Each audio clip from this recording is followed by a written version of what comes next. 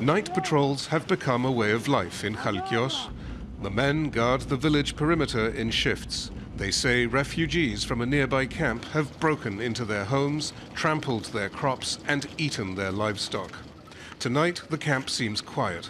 But one of the men on patrol, Pantelis Syriodis, says his house has been broken into 3 times, and his wife and children have trouble sleeping because they're afraid.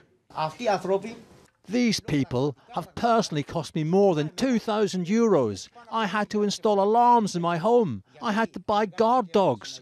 That's apart from what they've stolen and all the worry they've caused. Many of these people have been here for 8 months. The EU-Turkey refugee deal in March made it impossible for anyone to leave unless they're on track to receive asylum. The idea was to process and deport the rest before they make their way further into Greece and Europe. But the process is slow. Almost 30,000 more people have arrived on Greece's eastern islands since the deal. Only 750 have been sent back to Turkey. Space at the camp ran out months ago. A few months ago, the mayor of Chios agreed to allow the government to spend $4 million building a massive new refugee camp here at the island's former landfill.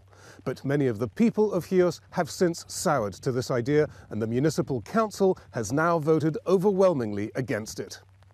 The council wants the remaining refugees to be taken off the island and housed on the mainland. They say Chios won't be Europe's buffer zone. As a European citizen and a resident of Chios, you can't accept the European Union's decision to use your natural boundary, the sea, to restrain people.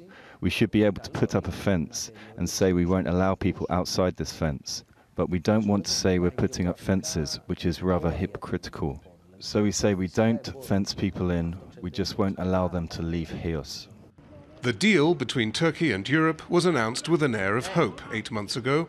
For leaders far away in European capitals, the political part of the refugee crisis may be solved. But here, with winter setting in and frustrations on the rise, it appears the humanitarian crisis is far from over. John Psaropoulos, Al Jazeera, Chios.